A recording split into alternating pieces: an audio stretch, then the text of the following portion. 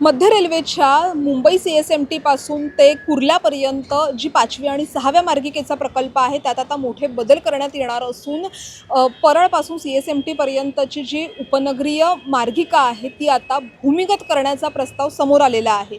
त्यामुळेच भायखळा स्थानक जे आहे ते पूर्णपणे एकमेव हे स्थानक असणार आहे की जे पूर्णपणे भूमिगत असणार आहे आणि यासाठी सध्या सर्वेक्षण सुरू आहे। एक जपानी कंपनी ह्या संपूर्ण सर्वेक्षणामध्ये सल्लागार म्हणून काम करते आहे।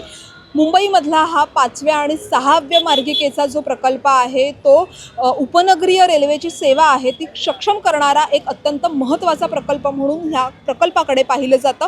एकूण हा जो प्रकल्प आहे तो 17.5 एवढ्या अंतराचा हा संपूर्ण किलोमीटरपर्यंतचा हा संपूर्ण प्रकल्प असणार आहे। त्यामध्ये पहिला टप्पा हा कुर्ल्यापासून परळ स्थानकापर्यंतचा असणार आहे तो एकूण 10.1 किलोमीटरपर्यंतचा असणार आहे। तर दुसरा जो टप्पा आहे तो परळपासून CSMT पर्यंतचा जो आहे तो एकूण 7.4 किलोमीटरपर्यंतचा असणार आहे। पहिल्या टप्प्याचं जे काम आहे ते वेगानं सुरू आहे, मात्र भूसंपादनामुळे दुसऱ्या टप्प्याचं जे काम आहे ते अद्याप सुरू झालेलं नाही आहे। जर दुसऱ्या टप्प्याचं काम सुरू झालं तर जो मूळ खर्च होता त्यामध्ये 2.5 ते 3 पट एवढी वाढ होण्याची सुद्धा शक्यता वर्तवण्यात येते।